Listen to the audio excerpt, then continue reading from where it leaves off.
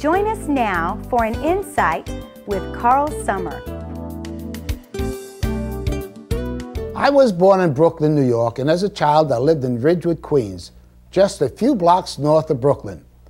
Besides my time in the military and college, I spent 48 years of my life in New York City until I moved to Houston, Texas, part of that time as a high school teacher and substitute teacher in 27 different schools throughout New York City.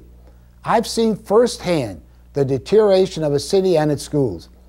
In writing Light Your Candle, I wanted to inspire boys, girls, and parents not to accept the status quo, but to do something about the deteriorating living conditions that surround them.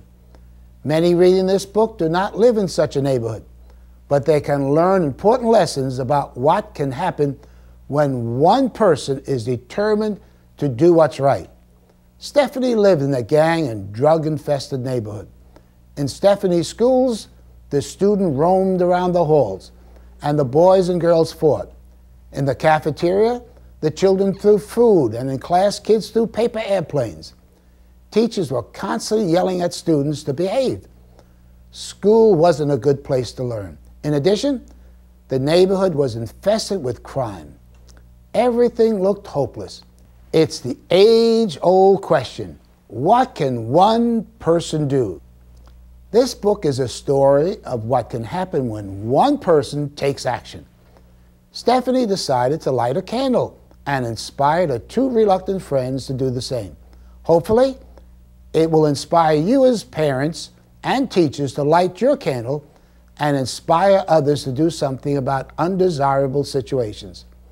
As a resource to you, we've included in the activity lessons on our website ways of inspiring children to light their candle by creating a volunteer tree. First thinking about what they can do at home, then in their classrooms, and finally in their community. One of the first things the girls did was to help an old lady. We have lost so much in our culture today by not respecting and helping the elderly. Teach your children to be good citizens by helping others, especially senior citizens. I've included a drug scene in this book.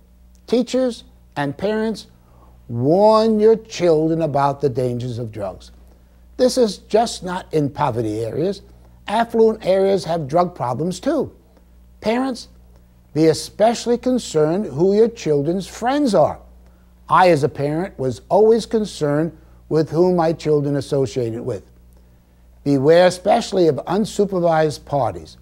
Your children would fuss over the restrictions, but better they fuss than they end up with wrong friends that lead to destructive behavior that can ruin their entire lives.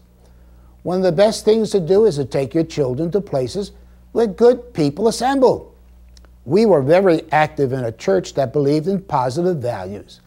This was a great asset in helping my wife and I raise our children.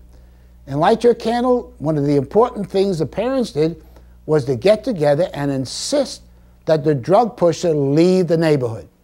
We can stand idly by, or we as parents and citizens can get involved and do something.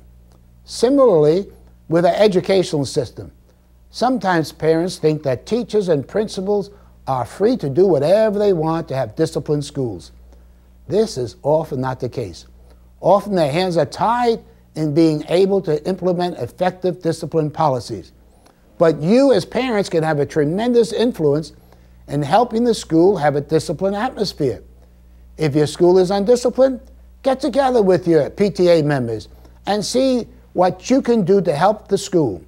Volunteer to help teachers. Go to the school board and speak up for disciplined schools. The reason I'm so strong on children behaving in school is that learning cannot take place in an undisciplined atmosphere. Look what Stephanie did. From this one young girl's desire to light a candle, her school and neighborhood were transformed. What would happen if we all did the same? Some may wonder, where do you get these ideas to write these children's books? Let me share the mission statement of my publishing company, providing exciting and inspiring, character-building resources that train and motivate children with positive virtues and life skills, which enable them to live successful lives and results in stronger families, better schools, and a safer and more productive society. With that as my goal, I try to think of stories of how can I teach children how to become successful.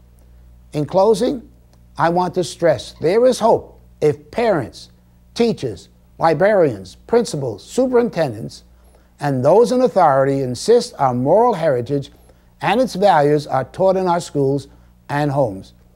The future of our nation hinges on the values of its children. Let each of us take the mantle of responsibility to transform the American educational system that will produce educated, moral citizens. Our action or inaction, we determine what happens to our great nation. I like to close with Stephanie's statement when a newspaper reporter asked, "How would someone start a Light Your Candle crusade?" Stephanie smiled and answered, "It's easy. Find someone who is needy and go and help that one. Then try to get others to do the same. And never get discouraged."